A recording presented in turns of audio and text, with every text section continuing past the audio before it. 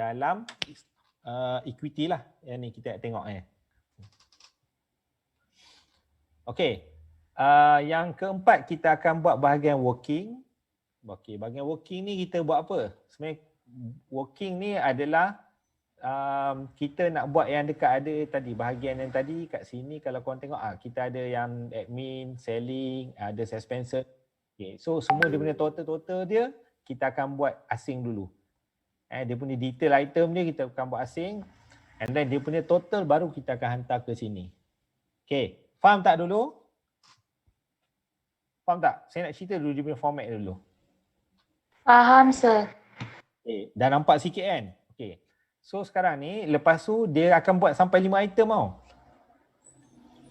Item yang kelima yang kita akan buat adalah item notes to the account untuk bahagian PPE, which is property, plant and equipment.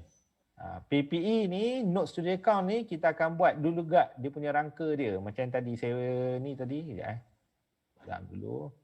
Okay, kita akan buat rangka dulu. Satu, pertama sekali adalah bahagian cost. Nombor dua adalah bahagian accumulated depreciation. Okay. So sekarang buat dulu. Buat dulu. Kurang-kurangnya 2 line kertas kamu perlukan.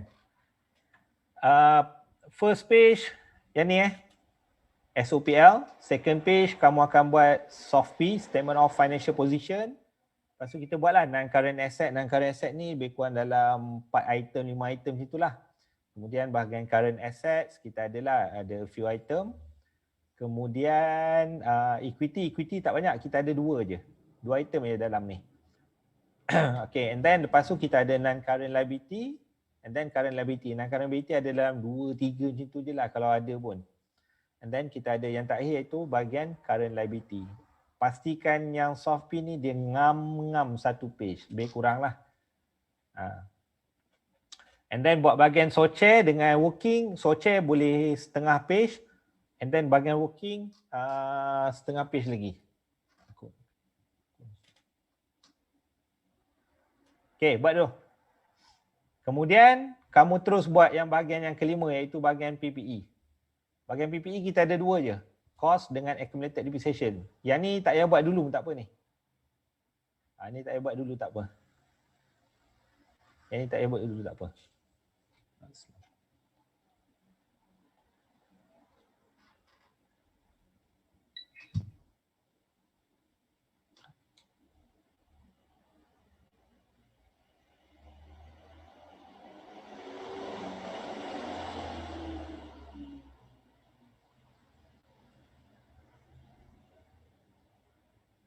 Dah buat habis dah?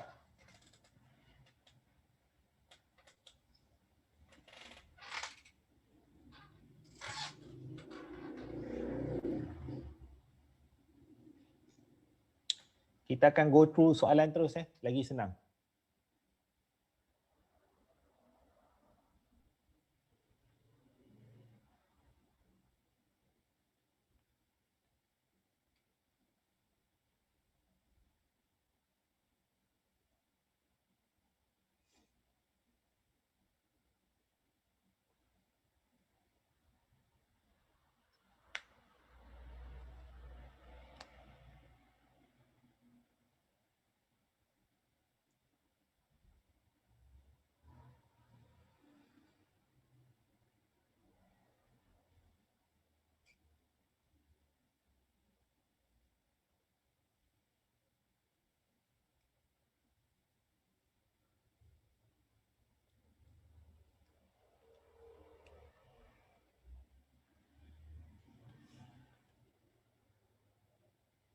Dah? Semua dah?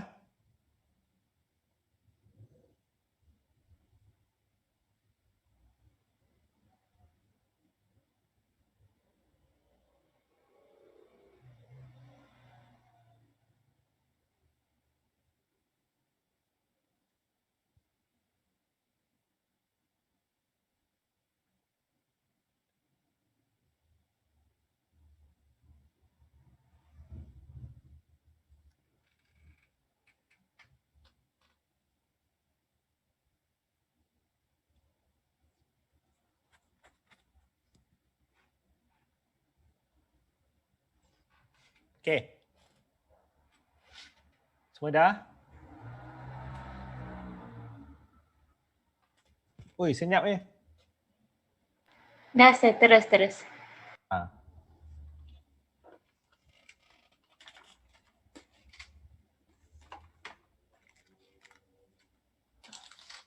Alright. So, mula-mula sekali kamu akan nanti, okay, saya tunjuk dulu format cara nak buat dulu. Okay, bila dah buat semua rangka iaitu start daripada SOPL, SOFP, satu page and then satu lagi page SOCHE dan last page kamu akan buat iaitu PPE, notes to the account untuk PPE. Okay, so kita akan start buat dahulu daripada PPE statement dahulu kita akan buat dulu daripada PPE statement.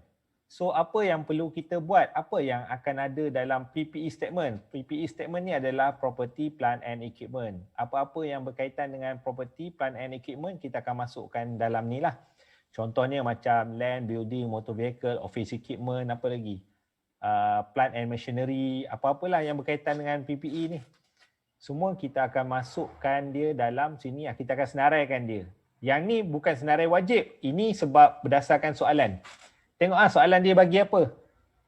Nak tahu, contoh.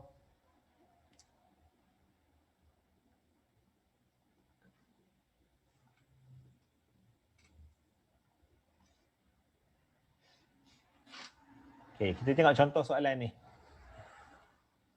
Dia ada item apa?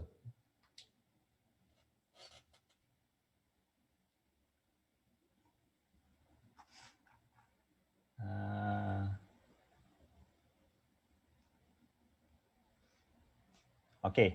Dalam ni nak cari dia punya item PPE, tengoklah apa item PPE dia.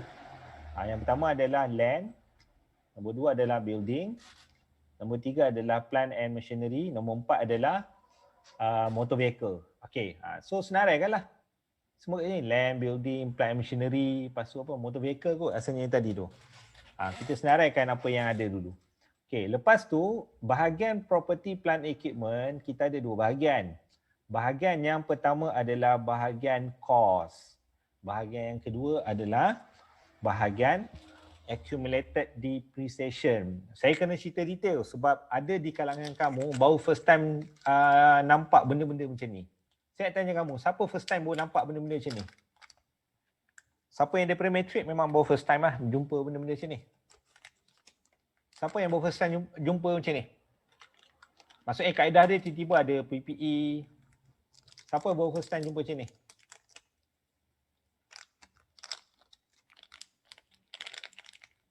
Kalau tak ada yang first time, saya laju. Tak ada Semua ni. Korang yang budak yang daripada SEM 1 dulu. Korang dulu daripada matrik Matrik belajar tak yang ni? Hello?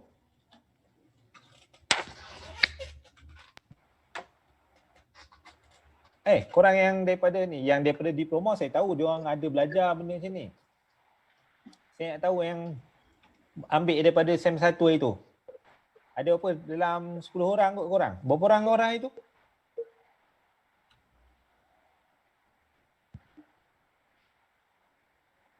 Korang ada berapa orang itu? Yang daripada semester 1 itu. Ini semester 2 kan? Korang ada berapa orang itu? Tak sure lah sir. Ni kamu yang daripada takkan korang tak tahu masa SEM 1 dulu korang berapa orang budak account? Budak yang ambil ni ACC 3064 dulu. 3064 asalnya korang ambil dengan ni kot, Madam Junaira ke apa? Ke dia Madam Suzy? Ada ke senyap lah tu? Ada, sebelum geng-geng budak-budak diploma masuk. Saya tahulah ada ni. Dalam 10 orang. Di mana budak-budak ni? Oh, dia orang bukan ambil asing ke sir? Ambil asing? Macam mana? Maksudnya diorang bukan dengan lecturer lain sebab hari tu kita orang macam ada pecah. Macam ada dengan lecturer lain, account ada dengan sir. Oh, tak ada. Saya control account. Ikut kata kelas ni sepatutnya pecah dua tau sepatutnya. Sepatutnya. Korang tak percaya nanti korang tengok. Next semester korang mesti akan dipecahkan kepada dua grup. Sebab korang semua total 46 student. Sepatutnya satu kelas dalam 20 lebih je. Tapi memang saya willingness untuk pegang untuk dua-dua kelas. Memang masa tu memang terpaksa pegang lah masa tu. Kalau kata nak buka memang problem lah. Maksudnya akan ada nanti lecture lain nak kena tambah workload lah apa benda semua. So dia jadi leceh lah. Saya kata tak apa. Sebab tu memang saya welcome lah semua. Siapa yang nak masuk terus lah kita ni lah. Saya kata tak payah pecah dua kelas. Kalau kata pecah dua kelas biasanya akan transfer ke lecturer lain lah untuk ajar tu. Okay. Tapi biasanya tak apalah kalau kata macam tu mungkin semua dah pernah tengok lah benda ni. Okay. Kita ada dua bahagian iaitu bahagian cost dengan bahagian accumulated depreciation. Okay. Dalam PPE ni kita nak tengok perubahan, pergerakan aset tu. Dia masuk dengan dia keluar. Yang ni yang kita tengok. Kalau kata korang belajar dulu masa yang sole proprietorship, kan ada dia dalam statement of profit, statement of financial position dulu kan ada cost, lepas tu bahagian accumulated depreciation, lepas tu ada bahagian net book value, ada kan dulu kan? Betul tak? Ada. Sekarang ni dia tak ada dah macam tu. Dia akan letak kat sini cuma satu je, PPE. Maksudnya total dia terus. Dia punya detail pergerakan aset tu kita akan tengok dekat note sedia account iaitu bahagian PPE, Property Plant and Equipment. Okey, bawah ni apa yang kita nak tengok adalah pergerakan dia. Okey, apakah yang dimasukkan dengan pergerakan? Land and building ni dia bertambah dengan dia berkurang disebabkan oleh apa? Okey, yang pertama adalah disebabkan oleh, kalau dia bertambah disebabkan oleh acquisition. Ayat dia macam ni, acquisition. Ataupun dalam erti kata bahasa pasar yang mudah, yang senang orang nak faham, selalunya orang akan kata purchases. Dia purchase new macam new assets. Contohnya dia beli new land, dia purchase new building, dia purchase new motor vehicle, office equipment, macam tu. Nombor dua adalah kenaikan assets tu adalah disebabkan oleh revaluation. Sebab tu saya suka senaraikan dulu apa yang ada lah.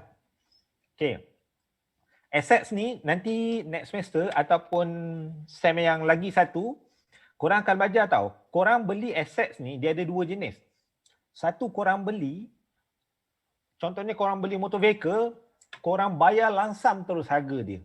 Contohnya motor vehicle tu harga dia katakan 50,000. Korang beli bayar terus harga langsam 50,000. Okay. Nombor dua adalah yang kebiasaannya yang berlaku realiti yang dekat luar. Biasanya orang beli macam motor vehicle, office, setengah aset-aset yang besar-besar, diorang tak beli by cash. Diorang akan bayar secara beransur-ansuran. Betul? Diorang akan bayar ansuran. Betul? Akan bayar yang hutang dengan bank. Betul. Okay. Itu adalah kita panggil finance lease. Okay, so dekat sini sebenarnya dia ada dua tau. Satu, yang pertama, satu kalau kata yang beli direct, yang ni bank. Mana? Okay, yang bank. Nombor dua, acquisition. Acquisition yang kita beli dengan cara kita panggil finance lease. Jadi ni korang akan belajar nanti dalam MFRS apa saya tak ingat. Kalau dulu dia panggil MFRS 17. Sorry, 117. Sekarang ni saya rasa MFRS 16 kot. Kalau coding yang baru. Finance lease ni. So kedua-dua ni kali adalah dia beli aset, tapi untuk di peringkat permulaan sekarang kita tak adalah. Tak adalah acquisition. Acquisition ni kita anggap seolah-olah macam kita ni kaya lah. Ya, saya buang. Okey, macam ni je. Maksudnya acquisition tu kita beli direct kita beli. Seolah macam kita ada duit. Tapi nanti next semester, saya rasa semester yang depan satu lagi. Korang akan belajar lah. Yang nanti under finance list. Nanti dia adalah pecahan dekat sini. Okey. Aset naik adalah disebabkan oleh revaluation. Apakah yang dimaksudkan dengan revaluation? Okey, aset tu mungkin dia dah beli lama dah. Katakan 3 tahun lepas. Okey, kata tahun ni company nak revalue balik berapa harga sebenar aset tu. Faham tak? Dia revalue balik. Contohnya, katakanlah contoh, dia ada balance breakdown untuk land. Katakan yang pertama sekali adalah 1 million. Contoh. Aset yang pada mulaan ni, land ni, dia beli bought 3 years ago, RM 1 million. Katakan Sir, dia... ada yang tanya, sir record tak? Baru record. Thank you, sir. Okay. Assets ni dia akan naik, katakan dia untuk dia buat revaluation tak semestinya setiap tahun. Kadang-kadang mungkin ikut polisi company tu lah. Kalau dia rasa dia nak buat dalam 2 tahun sekali, dia buat 2 tahun sekali. Kadang ada yang 5 tahun sekali. Ada yang buat 2 tahun sekali, 3 tahun sekali. Ikutlah company. Bila dia rasa macam dia nak revalue, dia revalue lah. Itu cerita dia. Okay. Sekarang ni, contohnya macam land ni, kalau lah katakan dia nak revalue, katakan dia revalue tanah ni dah jadi 1.5 million. Okay, 1.5 million kat sini. Maksudnya, nilai dia, revaluation tu, dia increase sebanyak berapa? Sebanyak 500,000. Nampak? Dia tak positif. Kalau positif bermaksud dia ni lah. Dia bertambah macam tu. So macam tu lah dia punya ni. And then aset dia berkurang adalah disebabkan oleh disposal. Okay. Aset berkurang disebabkan oleh disposal. Disposal ni maksudnya dia jual ke ataupun dia di-recognize lah, senang cerita. Recognize maksudnya dia bertambah. Kalau dua ni kita panggil kita recognize, maksudnya dia akan bertambah. Kalau di-recognize maksudnya aset tu akan keluar, dia akan keluar lah. Keluar dia macam-macam sebab lah. Kadang-kadang disebabkan oleh dia jual. Kadang-kadang boleh sebabkan oleh apa kita panggil dia tukar status dia. Dulu sekarang dulu katakan dia adalah dalam kategori PPE. Okey, katakan sekarang karakteristik dia tak boleh jadi PPE, dia mungkin akan jadi akan jadi investment property ke. So kita kena buang lah. Kita kena keluarkanlah dia. Itu yang ni. Ini from accumulated depreciation ni ignore dulu Jadi sebab bila kita nak revalue untuk aset-aset yang contohnya macam aset-aset yang ada accumulated depreciation ni. Kalau land tak ada. Kalau macam building, office equipment ni kan ada accumulated depreciation. Bila ada accumulated depreciation, bila kita revalue, dia akan adalah nanti dia akan pergi to cost and then from office accumulated depreciation. Ni nantilah saya ajar. Okay, kemudian dekat bahagian accumulated depreciation kita akan ada item yang wajib adalah item yang kita akan depreciate. Kita akan kira depreciation. Ni. Ni item ni wajib kita kira depreciation. And then kalau kata ada disposal, kalau atas ni ada disposal, bawah ni pun akan ada disposal. Ni. Saya letak warna merah lah kalau kata untuk ni. Dia disposal.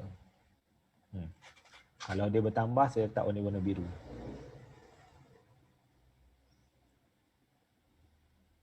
Macam tu. Okay, apa? Ini tu cost lah kat atas. Okay. So, nanti bila dah settle semua, okay. Total kan, dia akan jadi balance carry down. Yang tadi atas balance brought down, bahagian awal. Ini adalah bahagian akhir dia. Sama juga dengan balance brought down untuk accumulated depreciation. Nanti tambah tolak semua, dia akan dapat sinilah. Okay. Kemudian kamu kena cari carrying value. Macam mana cari carrying value? Ni, balance carry down untuk cost. Cost tolakkan dengan accumulated depreciation. Yang carry down, tolak carry down ni, kamu akan dapat carrying value lah. Okay, boleh? Boleh? Okay, kemudian bila dah buat PPE, dah settle PPE, kita akan transferkan mana-mana information yang berkaitan dalam ni, kita akan transfer pergi ke mana-mana location yang berkenaan lah. Contohnya macam total PPE, nanti PPE akan ada dekat sini. Dalam Softpi, letak terus lah. Amount dekat ni. Kemudian apa lagi? Depreciation. Depreciation nanti dia akan ada dalam ni, working. Letak dulu dalam working. Kemudian apa-apa lagi lah yang kita perlu letak lah. Okay, lepas tu, kita akan buat bahagian working. Buat ni dulu. Lepas tadi buat yang nombor 5 tadi, buat nombor 4 dulu. Buat working dulu. Working ni, tengok yang dalam ni. Tengok yang dalam ni. Mana-mana yang berkaitan lah. Mana-mana yang berkaitan lah dengan expenses semua, masuklah dalam sini. Okay, lepas settle bahagian working, kita akan pergi ke bahagian, kita akan settlekan SOPL. Okay, masukkan semua item. Lepas settlekan SOPL, kita akan settlekan SOCHE dahulu. SOCHE dulu. SOCHE ni maksudnya Statement of Changes in Equity. Item-item yang ada dalam ni adalah item-item yang ada dalam own equity. Ni dalam own equity kita pecahkan dia. Okay, lepas settle SOCHE, baru kita akan buat last sekali adalah bahagian Softpi. Okay, clear? Clear. Clear? Okay. Saya share link baru Kita akan start buat soalan. Saya share link baru Ni tinggal lagi 4 minit ni.